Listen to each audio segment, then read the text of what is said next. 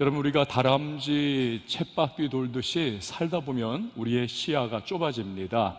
그리고 판단력이, 객관성을 잃어버리기가 참 쉽습니다. 그리고 내가 심지어는 옳은 일을 하고 있는지 그렇지 않은지에 대해서 이 판단을 내리기도 약간 모호해지는 그러한 일들을 경험을 하고는 합니다. 이걸 대표적으로 보여주는 것이 미국의 정치 철학가인 한나 아렌트라고 하는 분이 말했던 악의 평범성, the banality of evil이라고 해요. 영어로 악의 평범성이라고 하는 개념입니다. 이분이 나치 전범 재판에 참여를 했었어요.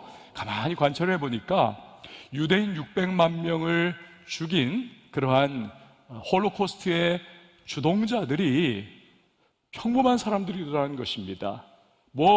살인귀라든지 괴물과 같은, 악당과 같은 그러한 모습이 아니라 그냥 동네에서 편하게 볼 수 있는, 그리고 인사할 수 있는 그냥 평범한 사람들이더라는 거예요. 대체 뭐가 그들의 문제인가? 이 나치즘이라고 하는 잘못된 체제 하에서 내가 지금 옳은 일을 하고 있는가? 내가 지금 하고 있는 것이 이게 정말 악한 일인가? 이러한 객관성을 잃어버립니다. 그냥 위에서 시키니까, 국가가 시키고 상급자가 내게 명령을 줬으니 내가 이거 열심히 한다. 그러다 보니까 어느새 이 홀로코스트에 일조하는 전범이 되어 있더라는 것입니다. 이게 악의 평범성이라고 하는 개념입니다. 그래서 여러분, 우리는요, 살아가면서 질문을 잘 해야만 합니다. 나는 누구인가? 지금 제대로 내가 살아가고 있는가? 내가 살아가는 방향이 옳은 방향인가? 이런 질문들이죠.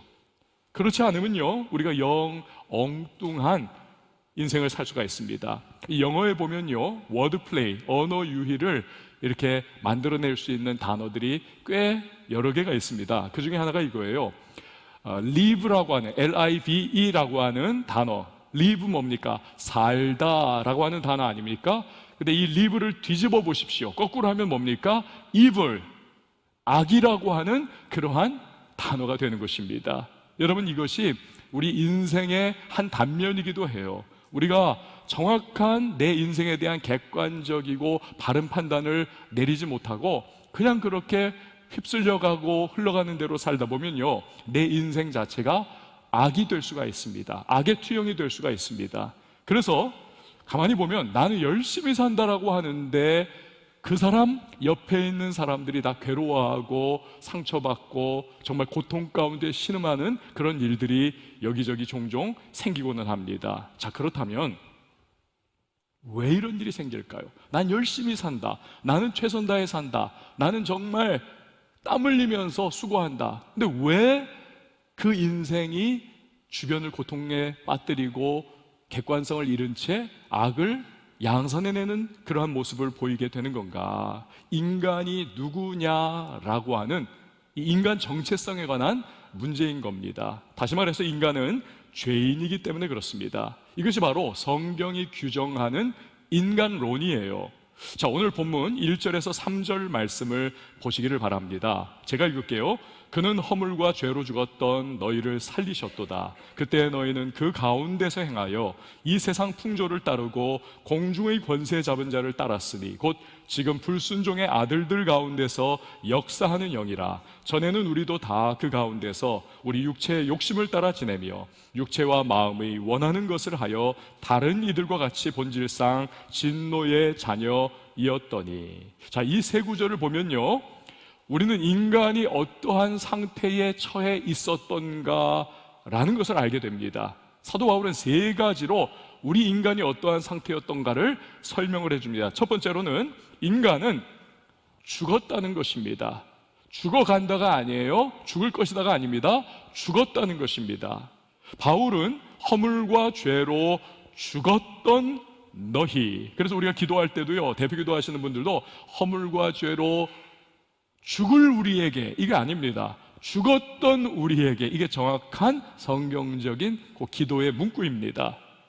여기서 허물과 죄는 알고 저지르던 간에 모르고 저지르던 간에 아담의 후손은 우리 인간이 행하는 모든 죄를 다 망라하고 있는 것입니다. 여기서 벗어날 수 있는 사람은 아무도 없어요. 그 결과 우리 모두는요, 하나님 앞에서 죽은 자들이 된 겁니다. 이 죽음이라고 하는 것은 육체의 죽음을 넘어서서 영적 죽음을 의미합니다. 하나님이 창세기 2장에 보시면 너가 선악과를 따먹으면 어떻게 되리라? 정령 죽으리라. 반드시 죽는다 말씀을 하셨습니다. 하나님 명령 어기고 하나님과의 관계에서 문제가 생겨버리면 너에게는 죽음이 찾아온다는 거죠. 그런데 모든 인간에게 사도 바울은 그 일이 현실화가 됐다. 인간은 죽었다는 거예요. 물론 우리는요, 겉으로 볼 때는 잘 먹고 잘 삽니다. 어떤 사람들은 굉장히 특별한 은사를 가지고 인생을 정말 도전적이고 성공적으로 잘 살아가는 사람들이 있습니다. 와, 저 사람처럼 살았으면 하는 그런 분들이 주로 있어요. 자, 그런데 겉으로 보기에는, 사람의 시선으로 바라볼 때에는 너무 잘 먹고 잘 사는데, 그러나 여러분, 이것은요 마치 줄기에서 잘라내 화병에 꽂아놓은 예쁜 꽃과 같은 겁니다. 생명의 근원에서 잘려나갔기 때문에 그렇죠. 이미 죽은 거예요. 살았다 하지만 죽은 겁니다. 그것이 어떻게 될지는 시간이 알려주게 될 겁니다. 여러분, 인간도 마찬가지입니다. 죄 때문에 하나님과의 관계에서 끊어져 버린 우리들 인간은요, 살아있지만 사실은 영적으로 바라보면 하나님의 시선에서는 이미 죽어 있는 것입니다. 제 아무리 잘 먹고 잘 살아도 그렇게 돼 있는 거죠. 군인 3명이 명을 받았습니다. 너희들이 개울가에서 돌을 가져와라.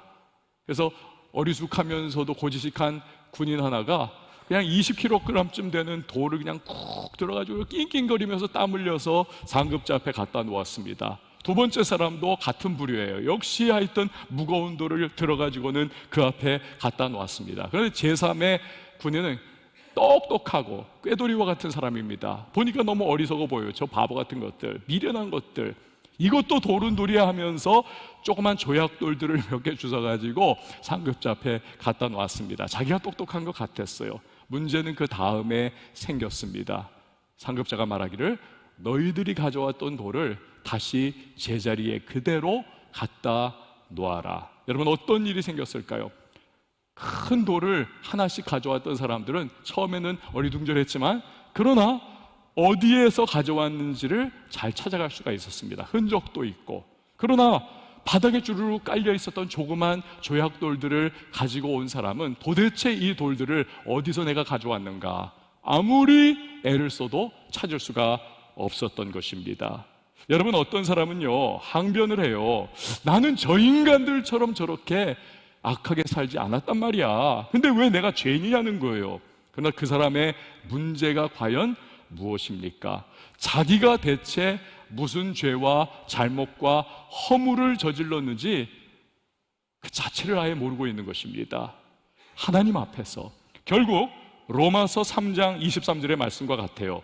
모든 사람이 죄를 범하였음에 하나님의 영광에 이르지 못하더니, 결국 모든 인간은 죽은 것입니다. 영적으로. 자, 두 번째로 사도 바울이 말하는 인간의 상태는, 인간은 종이 되었다는 것입니다. 종이 되었다.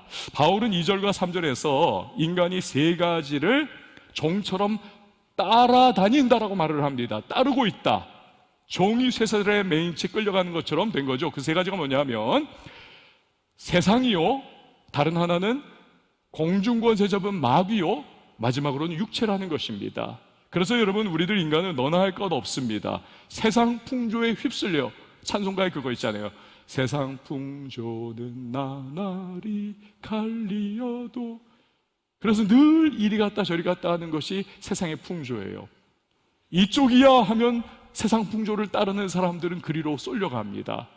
그러다가 또 이쪽이야 라고 하면 그쪽으로 휩쓸려 갑니다. 여기서 자유로운 사람은 그런데 사실은 없어요. 다 세상 풍조를 따라갑니다. 또한 마귀의 온갖 유혹과 공격에 역시 휘둘리며 인간은 살아갑니다. 여러분, 세상에 펼쳐지는 그 온갖 악들을 보세요. 아니, 어떻게 인간의 탈을 쓰고 저렇게 할 수 있을까?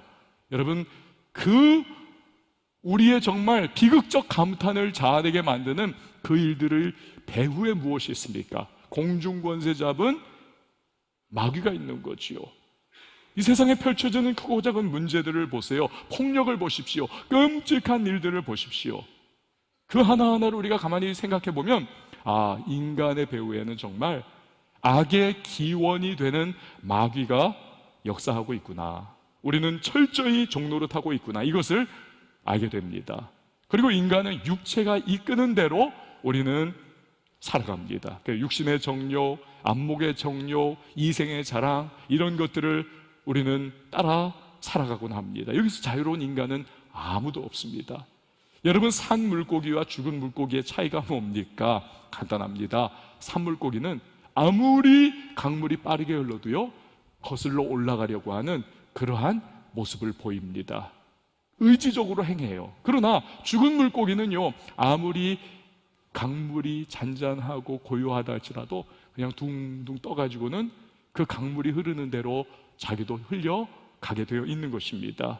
하나님의 생명에서 떠난 인간도 마찬가지입니다. 죽은 존재이기 때문에 세상과 마귀와 육체에게 저항하지 못하고 죽은 물고기가 강물에 휩쓸려서 그냥 떠내려가는 것과 같이 꼼짝없이 종노릇하게 되어 있는 것입니다.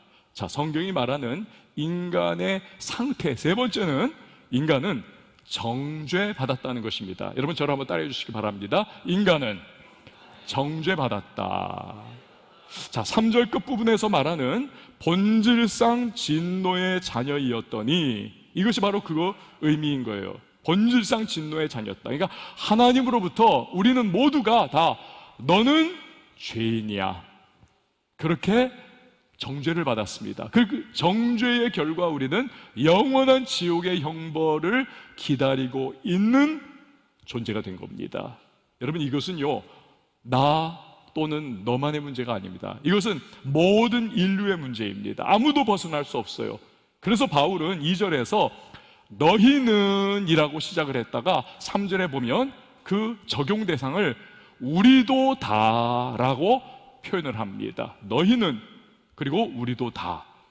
즉, 에베소에 살고 있었던 우상숭배에 젖어 있었고 음란과 방탕과 물질주의에 사로잡혀 살던 그 에베소 사람들 뿐만이 아니라 유대인들, 하나님의 율법을 받았기에 우리는 선민이라고 자부심이 대단했던 유대인들마저도 모두가 다 정죄받았다는 거예요. 즉, 모든 인간은 정죄의 대상이라는 것입니다.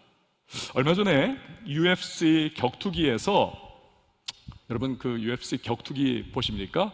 저는 종종 들어가서 봐요. 여러분의 담임 목사가 막 피 흘리고 서로를 두들겨 패는 격투기의 팬이라는 것을 알아주시기 바랍니다. 혹여나 제가 보고 있더라도 놀라지 마세요. 네, 얼마 전에 보니까 그 정찬성 선수 있잖아요. 코리안 좀비라고 하는 이 정찬성 선수가 맥스 할로웨이하고 붙었다가 패배를 하고 말았습니다. 그 이전에 그 알렉산더 볼카노프스키하고 붙었다가 완전히 처참하게 깨졌잖아요. 그 이후에 휴지기를 가지고 연습하다가 이번에 다시 붙었는데 또 패배를 하고 말았습니다. 그리고 그가 이 게임을 끝으로 은퇴를 선언을 해버렸었습니다. 그렇죠? 자, 그런데 그가 은퇴하면서 그 링에서 했던 말이 있어요. 저는 그게 굉장히 이 머릿속에 딱 박혀 있었습니다. 무슨 말을 했냐면요, 이 링에 오르는 선수치고 3위라든지 4위가 되고 싶은 사람 아무도 없다는 겁니다. 누구나 다 챔피언 벨트를 메고 싶다는 거예요. 그런데 자기가 볼카노프스키하고 싸워봤고 맥스 할로웨이하고 싸워봤더니 이거는 클래스가 다르다는 겁니다. 높은 담벼락처럼 도저히 뛰어넘을 수 없는 그런 상황이더라는 거예요. 이런 상황을 내가 뼈저리게 체험을 했고 알고 있는데 내가 더 한다, 앞으로 더 하겠다, 이건 자기 욕심이라는 거예요. 난 더 이상 안 하겠습니다 라고 이야기를 하더군요. 저는 사실 이 정찬성 선수 인격을 굉장히 저는 훌륭하다고 생각을 하는 사람입니다. 트래시 토크라고 하잖아요. 그 격투기 선수들은 대전을 앞두고 서로를 막 그냥 쓰레기 같은 말로 막 공격을 합니다. 왜? 심리전을 하는 거지요. 막 가족까지도 공격을 해요. 정찬성 그런 적 한 번도 못 봤습니다. 아무리 별로 안 좋은 선수라 할지라도 이 정찬성은 언제나 선하게 그렇게 대우를 하더라고요. 근데 제가 정찬성 선수한테 한 가지 정말 아쉬운 게 있었어요. 코리안 좀비라고 하는, 이 정찬성이 처음에 데뷔를 했을 때 이 모양이 좀 좀비 같았잖아요.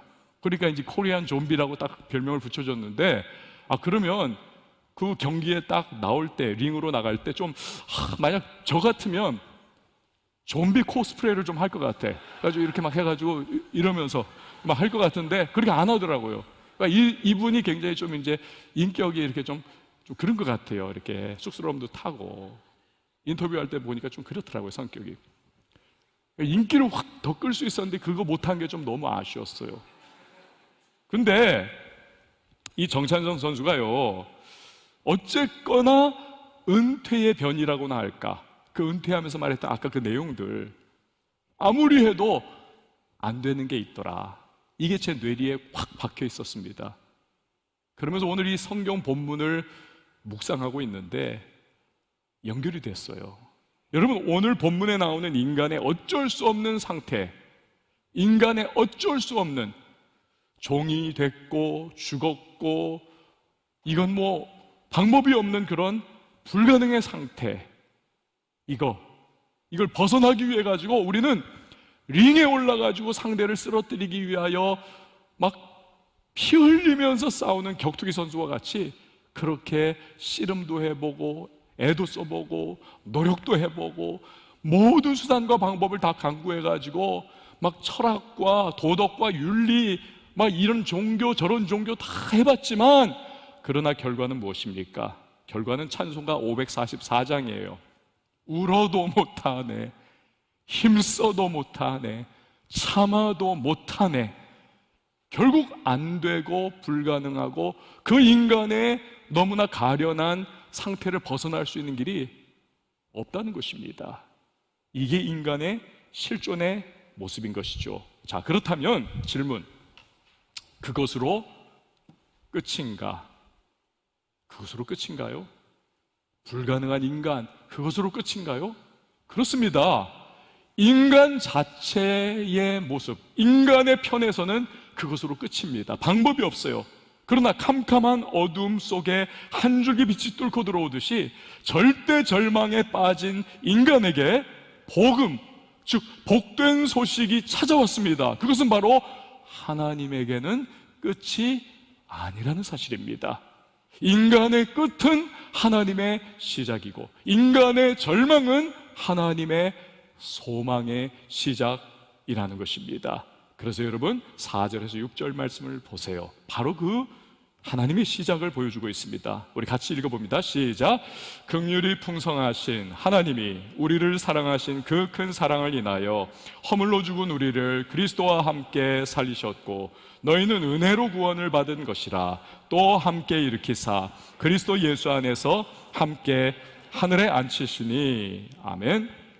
여러분, 부모는요, 자식이 아무리 문제를 터뜨리고 속을 새겨도 포기하지 않습니다. 진짜 부모라면. 우리가 보통 이 공공의 적이 되는 그 사회적인 규범을 깨고 뭐 굉장히 중범죄, 이건 인간으로서 저질러서는 안 되는 그러한 범죄를 저지른 사람들을 향해서 사회적인 공분을 가지고 우리는 막 무기징역에 처해라, 심지어는 사형해라, 막 댓글에 막 그렇게 쓰기도 하잖아요. 그런데 대한민국 국민 99.999999999% 아니 완전 뭐 100%가 다 돌을 던지고 비난의 화살을 쏜다 할지라도 단 한 사람만큼은 그 사람을 디펜스, 보호해주고 그 사람의 앞에 섭니다. 누굽니까? 부모예요. 부모가 그겁니다. 여러분, 하나님도 바로 그겁니다. 그의 긍휼과 사랑이 자녀된 우리를 그냥 내버려 둘 수가 없는 거예요. 우리가 어떤 존재이건 간에.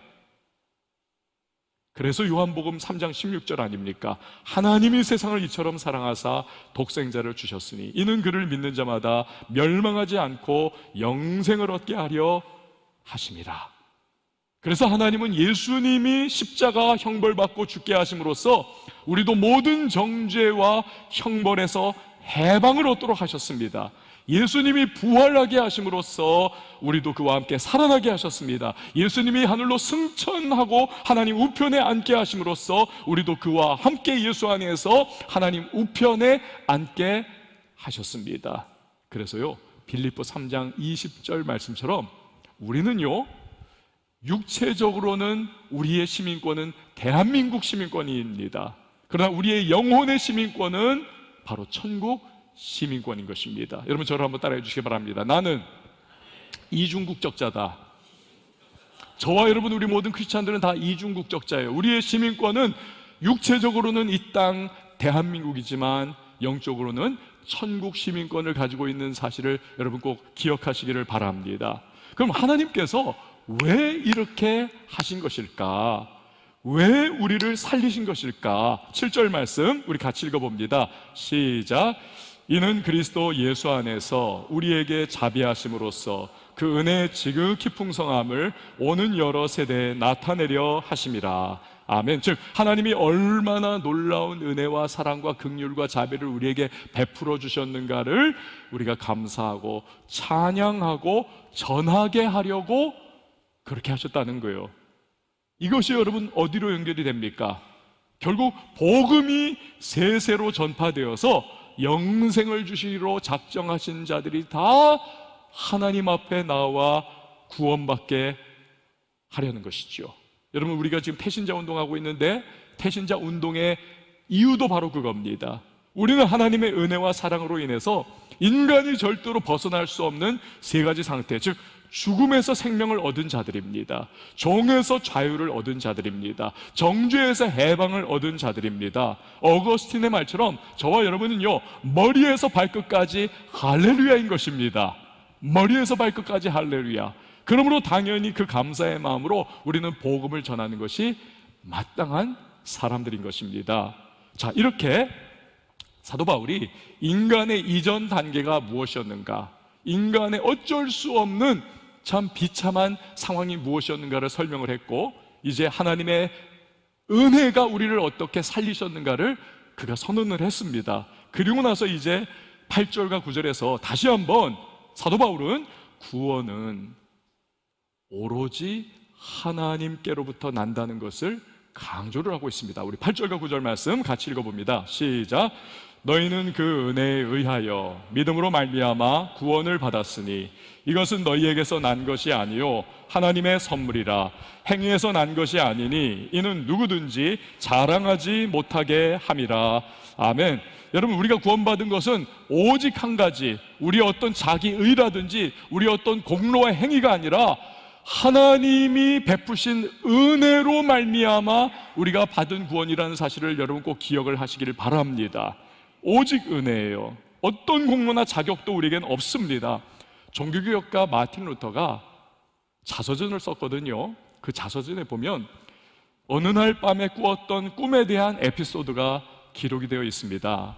그가 잠을 자기 전에 자기의 정말 죄와 허물과 또 자기의 부족하고 못난 모습들을 생각을 하면서 굉장히 막 울적했던 거예요. 우리도 여러분 잠자기 바로 직전에 생각했던 것들이 가끔 꿈으로 나오지 않습니까? 그런데 그가 꿈을 꿉니다. 그 꿈 속에 어느 한 천사가 나타나가지고 여기 이제 흙판에다가 이렇게 큰 대못을 쥐고 그 대못으로 흙판을 막 끼끼 긁으면서 완전히 새겨지도록 막 빽빽하게 작은 글씨로 뭘 꽉 채워넣더라는 거예요. 가만히 보니까 루터 자신이 어렸을 때부터 지금까지 지었던 죄와 허물과 잘못들, 그 모든 것들을 막 빽빽하게 기록을 하고 있더라는 겁니다. 완전히 새겨놓고 있더라는 거예요. 그걸 보니까 루터가요, 절망의 시민에 덜컥 빠져 들어가더라는 거예요. 나는 희망이 없구나. 나는 불가능의 존재구나. 나는 지옥의 형벌을 받을 수밖에 없는 그러한 가련한 인간이구나. 그래서 너무너무 괴로워하고 있는데 그 순간에 그 천사가 그 많은 죄의 기록들 위에다가 성경 구절을 하나를 쓰더라는 것입니다. 이런 내용이었어요. 그 아들 예수의 피가 우리를 모든 죄에서 깨끗하게 하실 것이요. 그 순간 꽉 차 있었던 그 글들, 죄의 목록들, 그것을 막 새겨놓고 있던 그 천사의 손에 들린 대못이 누군가의 손을 뚫고 들어가더라는 거예요. 누구의 손이었겠습니까? 예수 그리스도의 손이었던 거예요.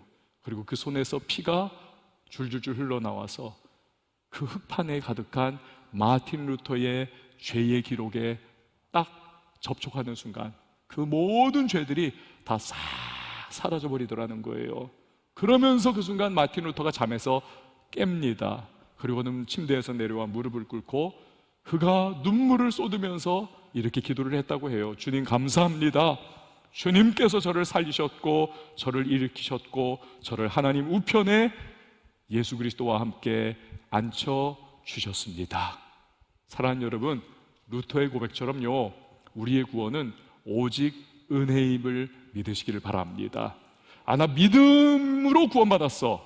여러분, 우리가 믿음으로 우리가 구원받는다 하잖아요. 은혜에 의하여 믿음으로 말미암아 구원을 받는다. 그럼 믿음이 내게서 나오냐? 그것 아니에요. 믿음조차도 하나님이 우리에게 넣어주셨기 때문에 내 안에 믿음이 발아하고 그것이 싹을 트고 자라나서 반응을 하게 된 겁니다. 그러니까 우리의 모든 구원은 오직 하나님의 은혜로 말미암아 주어지게 된 것입니다. 여기에 여러분 자기의 의, 자기의 공로는 없어요. 자기 의와 자기 공로는 복음의 원수 노릇 할 수밖에 없는 것입니다. 자, 하나님은 창조의 아버지이십니다. 그가 우리를 창조하셨습니다. 하지만 허물과 죄로 타락한 우리는요, 하나님과 오히려 원수가 되었습니다. 그런 우리를 하나님께서 예수 그리스도의 십자가 부활을 통해 새롭게 창조하셨습니다. 새 창조를 이루신 거지요. 그래서 고린도후서 5장의 말씀처럼 우리는 새로운 피조물이 되었습니다. 바울은요 10절 앞부분에서 그것을 설명을 합니다. 우리 같이 한번 10절 앞부분 읽어봅니다. 시작. 우리는 그가 만드신 바라. 우리는 그가 만드신 바라. 여러분, 우리는 하나님이 구원의 과정을 통하여 새롭게 창조하신 피조물인 것입니다. 새로운 피조물. 여러분, 저를 한번 따라해 주시기 바랍니다. 나는 새로운 피조물입니다. 우리는 새로운 피조물이에요. 본문의 그가 만드신 바라, 여기서 만드신이라고 하는 이 단어, 이건 원어가 이제 헬라어잖아요. 근데 헬라어 포이에마라고 하는 단어입니다. 포이에마, 여러분들 많이 들어봤을 겁니다. 예술품, 걸작품을 뜻하는 단어입니다. 이 포이에마에서 나중에 영어 단어인 포엠, 시라고 하는 단어가 파생을 하는 것입니다. 즉 우리가 그리스도 예수 안에 있으면 세상은 우리를 뭐라고 볼지 모르지만 우리는 하나님께서 바라보실 때 그분의 걸작품이요, 그분의 예술작품이요, 그분의 시적인 아름다운 존재라고 하는 사실입니다. 그래도 어떤 분은 이런 생각할지 몰라요. 아니, 나는 비록 예수는 믿지만 나 개차반으로 살고 나 엉망진창으로 살지 않아? 이런 내 모습을 보면 나 희망이라고는 찾아볼 수 없어. 하나님이 나를 그렇게 안 보실 거야 라고 생각하는 분이 계실지 몰라요. 그렇지 않습니다. 자꾸 우리가 자기의 능력을 바라보고 자기의 한계를 바라보고 자기 둘러싸고 있는 환경과 상황을 자꾸 보면서 패배의식에 빠져드는 것이 문제예요. 이게 마귀가 우리를 집중적으로 공격하는 부분입니다. 하나님께서 우리를 새로운 피조물 만들어주셨는데 그에 합당하게 살지 못하도록 만들기 위해서, 여러분, 우리가 알아야 하는 것은 작품은요 그 작품 자체의 가치로 말미암아 그것이 뭐 유명해진다든지 그것이 대단한 것이 아닙니다. 작품 자체가 아니에요. 누가 작품을 만들었는가. 뱅크시, 그 작품 보면 뭐 그냥 대충 우리도 사실은 좀 연습하면 할 수 있을 것 같은 느낌이 들어요. 그렇지 않습니까? 그런데 그게 뱅크시 거라는 거죠. 그래, 어마어마한 거예요. 피카소, 그냥 초등학생이 그냥 개발세발, 피카소 미안하지만 그냥 막 한 것 같아요, 어떻게 보면. 근데 거기에 피카소라고 하는 서명이 있습니다. 뱅크시의 서명이 있습니다. 그러니까 그것이 수백억이 되는 거 아니겠습니까? 누가 만들었느냐? 여러분, 우린 이걸 잊지 말아야 합니다. 우리에게는요, 하나님의 자녀, 예수 그리스도의 백성, 이라고 하는 사인이 우리 영혼에 새겨져 있다는 사실을 여러분 꼭 기억을 하시기를 바랍니다. 제가 사부 때 안 하려고 했는데 이해를 위해서 그냥 좀 해보는 게 좀 좋을 것 같다 생각은 해요. 여기 5만 원짜리가 있어요, 여러분. 5만 원짜리가 있는데 이 5만 원짜리가 갖고 싶은 사람 근데 사실 손 안 든 사람들도 다 갖고 싶을걸? 그죠? 근데 여러분 이거를 제가 구겨버렸어요. 이 5만 원짜리 막 구겼어요. 그냥 막 구겨.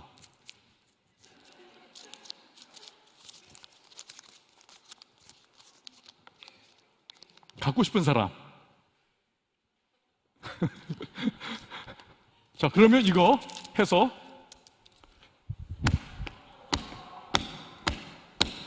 막 밟고 그냥 뛰고 이랬어요. 자, 한 번 더 막 밟았어. 계속.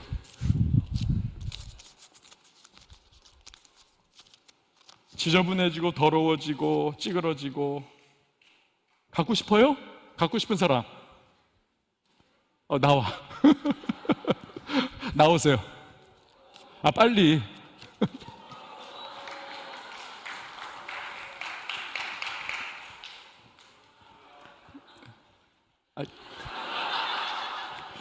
주고 싶지가 않아요. 5만 원이 사라져 가다니. 가져가세요.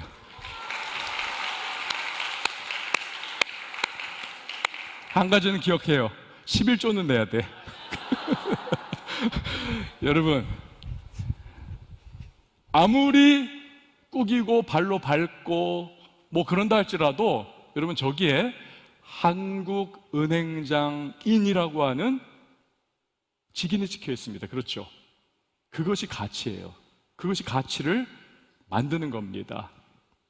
모양과는 별 상관이 없어요. 그 직인입니다. 우리가 인생을 살아가면서 실패할 때가 있습니다. 무너질 때가 있습니다. 발로 밟히듯이 환경과 상황에 의해서 짓이겨질 때가 있습니다. 더 이상 밑바닥으로 내려가지 못할 만큼 막 추락하고 인생이 그냥 지하실에 막 지하 몇 층으로 떨어질 때가 있습니다. 그런 우리가 그럼 무가치한가요? 그냥 죽어야 되나요? 여러분, 하나님께서 우리를 나노하고 이제는 그거 관계없어라고 그렇게 말을 합니까? 버리실까요? 포기하실까요? 절대로 그렇지 않습니다. 왜요? 그럼에도 불구하고 우리에게는 하나님의 이름이 새겨져 있기 때문에 그렇습니다.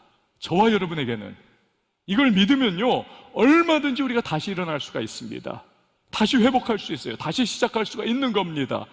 아버지 하나님 도와주세요라고 믿음으로 구하면 하나님은 언제든지 그리고 반드시 우리에게 새 힘과 새 은혜와 새로운 시작을 허락해 주심을 여러분 꼭 믿으시기를 바랍니다.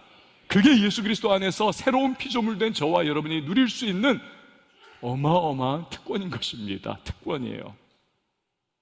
자, 이제 바울은 10절의 뒷부분에서 우리들 성도가 종종 놓치는, 그러나 아주 중요한 말씀 한 가지를 끄집어냅니다. 그것은 그렇다면 왜 하나님께서 우리를 새로운 피조물로 만드셨느냐라고 하는 질문에 대한 해답이에요. 왜 우리를 새로운 피조물로 그분이 만드셨는가? 여기에 대한 해답. 자, 그럼 10절 전체를 우리 한번 같이 읽어봅니다. 시작. 우리는 그가 만드신 바라 그리스도 예수 안에서 선한 일을 위하여 지으심을 받은 자니 이 일은 하나님이 전에 예비하사 우리로 그 가운데서 행하게 하려 하심이니라. 아멘. 여러분, 우리는 구원에 대하여 감격하고 감사합니다. 그런데 성경은 말씀하기를 구원에 대해서 감격하고 구원에 대해서 감사하는 그 수준으로 머물지 말라는 겁니다. 거기서 한 걸음 더 나아가라는 것입니다. 그 구원에 대한 감격과 감사를 가지고 이제는 내가 받은 그 구원에 대해서 주변에 전하면서 선한 일을 하라는 거예요. 선한 일을 하라. 여러분 꼭 기억하십시오. 선행은 우리의 구원의 0.000000000000000000 뭐 하여튼 쭉 가서 전혀 우리에게도 구원에 영향을 끼칠 수가 없습니다. 선행은. 그러나 구원받은 성도는 반드시 선행의 열매를 맺어가야 하는 것입니다. 왜 그럴까요? 마태복음 5장 16절이 그 답을 줍니다. 이같이 너희 빛이 사람 앞에 비치게 하여 그들로 너희 착한 행실을 보고 하늘에 계신 너희 아버지께 영광을 돌리게 하라. 사도 바울은 로마서에서 먹든지 마시든지 뭘 하든지 하나님의 영광을 위하여 하라라고 말씀하지 않았습니까? 바로 그겁니다. 선행을 통해서 우리는 주변에 하나님의 아름다우심과 그분의 영광을 드러내게 된다는 것입니다. 자, 그런데 여러분, 선행 중에 선행은 과연 무엇일까요? 선행 중에 선행은 예수님 알지 못해서 인간이 어쩔 수 없이 벗어날 수 없는 처음에 말했던 세 가지 상태, 즉 영적인 죽음, 종된 상태, 정죄, 이 세 가지에 묶여서 그 영혼이 죽어있는 사람들에게 복음을 전하는 것입니다. 우리가 돈을 주고 우리가 다른 무언가를 줘도요, 그것이 진정한 해답이 될 수 없습니다. 일시적이죠. 그러나 복음을 전해준다. 영혼을 바꾸는 겁니다. 자유와 해방, 하나님의 자녀 되는 길을 알려주는 것이야말로 여러분 최고의 선행 중에 선행이라는 사실을 우리는 기억해야만 하는 것입니다. 어느 수도원에서 수도원장이 수도사들에게 설교 훈련을 시켰어요.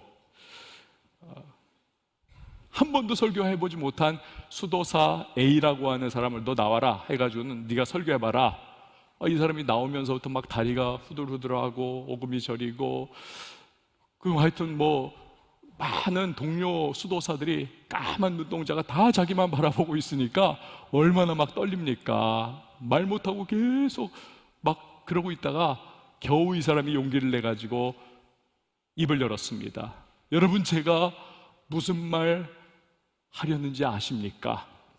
모릅니다. 그러자 그가 말했어요.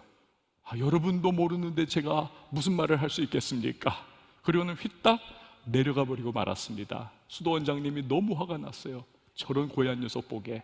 그래가지고 다음날 아침에 또다시 다 모아놓고 설교를 다시 한번 시켰습니다. 너 다시 해.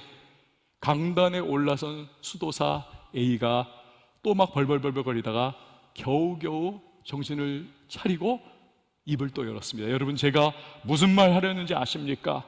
수도사들이 어저께 문제 있었잖아요. 그래서 오늘은 네, 압니다 라고 다 이야기를 했습니다. 그러자 수도사 A가 말합니다.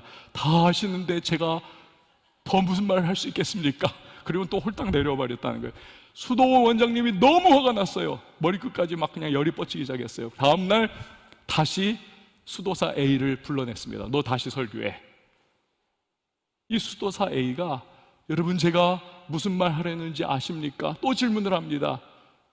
지난 이틀 동안 있었던 일들을 이 친구 동료들이 다 아니까 꾀를 냈어요. 절반은 안다고 하고 절반은 모른다고 했습니다. 무슨 말 하려는지 안다 모른다.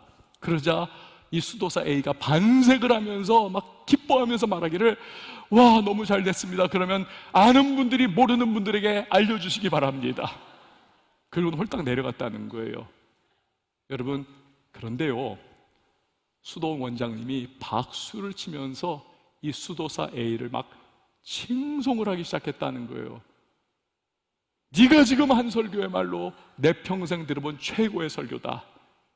복음이 무엇이냐? 아는 사람이 모르는 사람에게 예수님을 전해준 것 아니겠느냐? 그게 최고의 복음 전파의 방법이요, 그것이 설교의 방법 아니겠느냐? 그러면서 엄청나게 칭찬을 해줬다는 것입니다. 여러분, 우리는 부족해요. 그러나 내가 체험한 구원의 은혜, 내가 만난 예수님, 날 사랑하시는 하나님의 은혜, 이것을 내가 경험한 그 작은 한 부분이라도 우리가 주변에 흘려보내며 알려줄 때 하나님 마음이 어떠시겠습니까? 그분이 그 모습 바라보면서 입이 귀에 걸릴 정도로 기뻐하지 않을까요? 그리고 그 순간이야말로 우리를 새로운 피조물 되게 하시고 구원의 은혜를 베풀어 주신 그 하나님의 영광이 아름답게 드러나는 그러한 순간이 아닐까요? 여러분에게 도전을 드려요. 용기를 내시고 하나님을 생각하시고 그분의 은혜를 다시 한번 기억하면서 이번 1주간 동안 여러분의 삶의 현장 속에서 선한 영향력, 거룩한 영향력도 끼쳐나가면서 또 때를 따라서 주변에 예수 알지 못하는 분들에게 내가 경험한 예수님 조금이라도 흘려보낼 수 있는 그런 우리 청년들이 됐으면 좋겠습니다. 자, 우리 다 같이 일어나서 함께 찬양하도록 하겠습니다.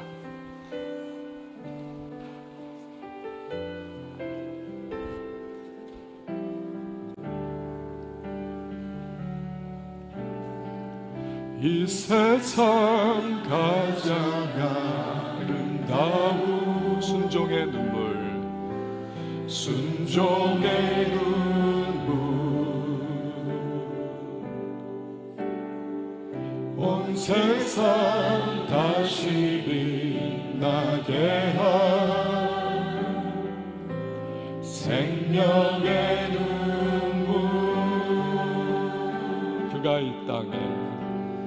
그가 이 땅에 오신 이유 죽어야 살게 되고 저야만 승리하는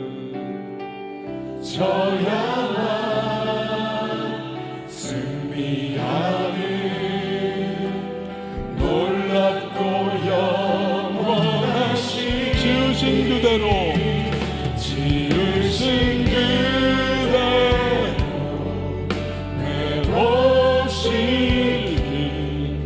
우리의 창조주 그리스도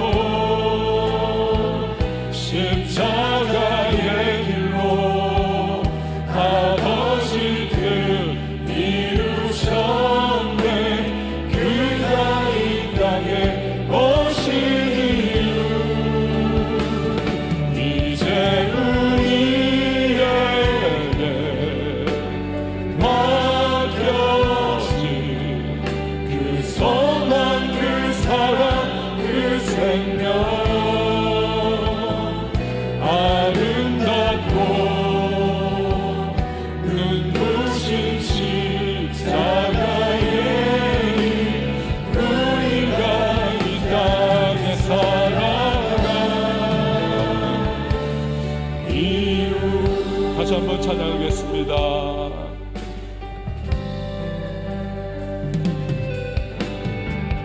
이 세상 가장 아름다운 순종의 눈물, 순종의 눈물, 온 세상 다시 빛나게 한 생명의 눈물. 그가 이 땅에 오신 이유 그가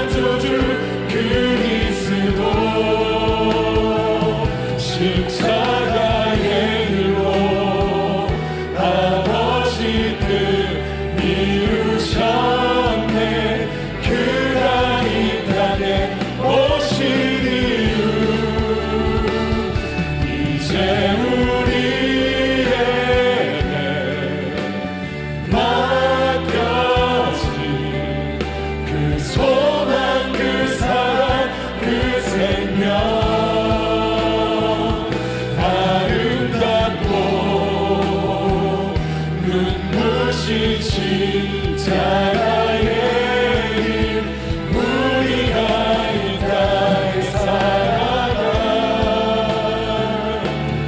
이루.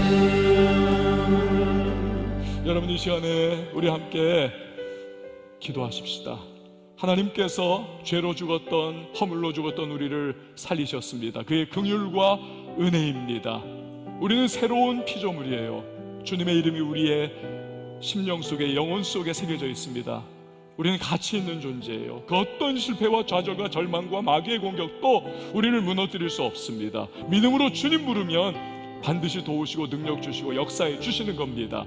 구원받은 우리는요, 선한 일을 위하여 지으심 받았습니다. 내 주변에 선한 영향력을 흘려보내는 것이고, 아직 주님 알지 못하는 분들에게 복음 흘려보내는 겁니다. 이것이 우리의 마땅한 일입니다. 오늘 말씀 기억하면서 하나님, 내 삶에 문제가 있고 어려움이 있고 때로 좌절 다가온다 할지라도 당당하게 나 하나님의 자녀라고 하는 주님의 이름이 내게 있다는 사실을 가지고 내가 붙잡고 담대하게 살아갈 수 있도록 도와달라고, 또 한 주간의 삶 속에 복음의 선한 영향을 흘려보내는 삶이 될 수 있도록 성령님 나를 붙잡아 주시고 인도하시고 사용해달라고 이 시간 말씀을 기억하면서 주님의 이름 한번 외치고 기도합니다.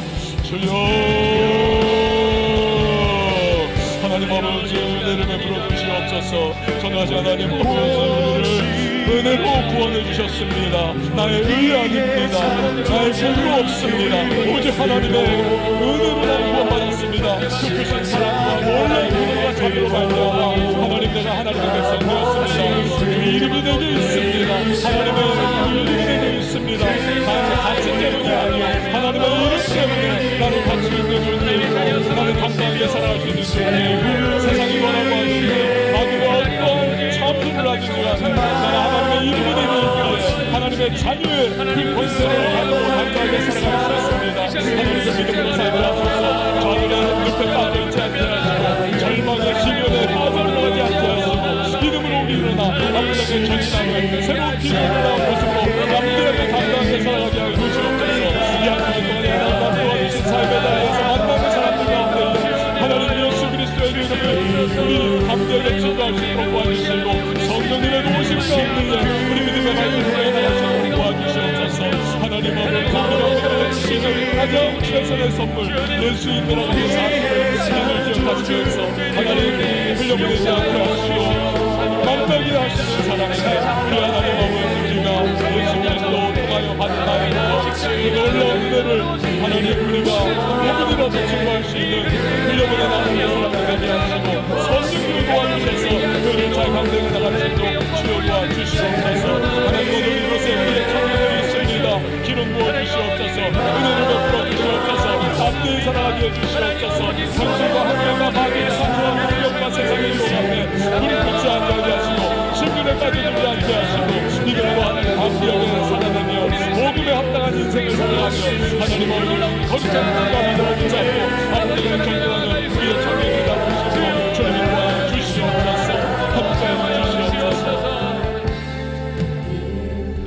여러분, 다시 한 번 더 기도할 때 우리 성령 충만을 놓고 집중적으로 기도하십시다. 우리가 아무리 몸부림을 친다 할지라도 성령의 충만함과 성령의 기름 부으심에 그 붙들어 주시는 은혜가 없다면 우리는요, 힘 없습니다. 능력 없습니다. 우리가 뜻하는 바도 이루어질 수 없습니다. 하나님의 성령으로 충만케 하소서. 기름 부어 주옵소서. 전신갑주 있게 하여 주시고 하나님, 이 한 주간을 살아가면서 주의 손에 붙들려 살아가는 하나님의 사람 될 수 있도록 도와달라고. 때로는 원수에게 우리가 코너에 몰릴 때도 있고 또 여러 주저앉을 수밖에 없는 문제에 우리 직면할 수도 있지만 그 순간에 다시 일어나 전진할 수 있도록 성령이여 기름 부으시고 전신갑주 입혀달라고 우리 주님의 이름 한번 외치고 기도합니다. 주여, 하나님 아버지 이름에 불러주시옵소서. 하나님 아버지 영광을 살아가면서 약한 나 하나님 나의 긍정 나의 힘 나의 지식과 하나님 내가 가지고 있는 것들에 의지하지 않게 하시옵소서. 내가 하나님의 성령님을 의지하게 하시옵소서. 기름 부어주옵소서. 이제 충만함과 함께 주시옵소서. 성령과 주시옵소서. 전신과 입혀주시기 원합니다. 하나님 아버지 하늘까지 오직 성령의 빛으로 충만하게 채워주셔서 하나님 영광과 시험과 고난 앞에서 우리들 뒤로 물러서나 하나님 믿음을 후퇴하지 않게 하시고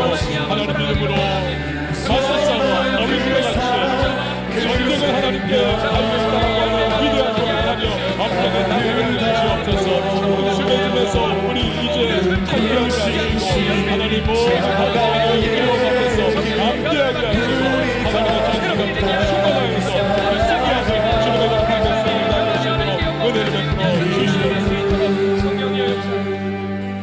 하나님 아버지 감사합니다.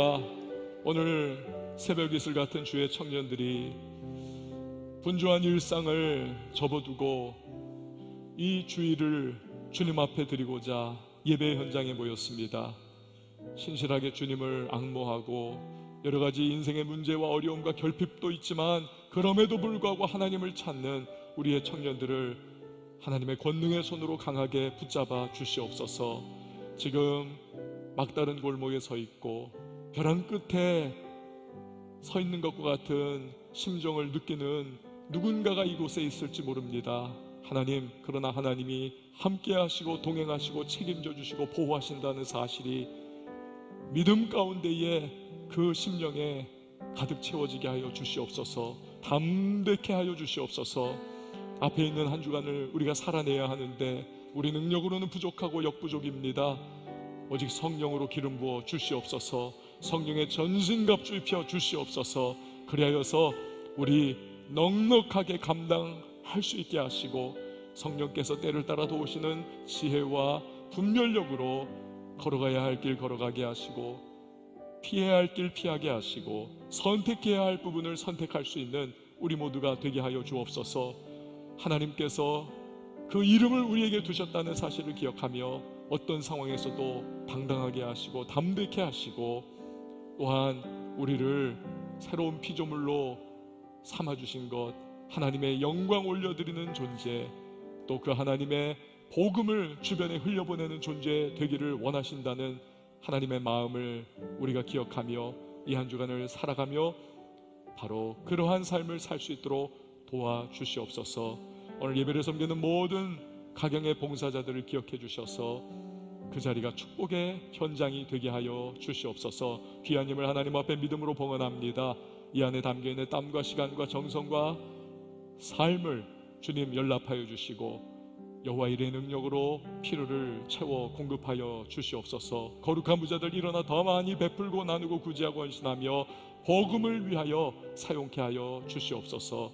이제는 우리 주 예수 그리스도의 은혜와 하나님 아버지 극진하신 사랑과 성령의 교통하심이 우리 모든 사부 예배자 한 분 한 분 머리머리 위에 이제부터 영원토록 함께 계실지어다. 아멘.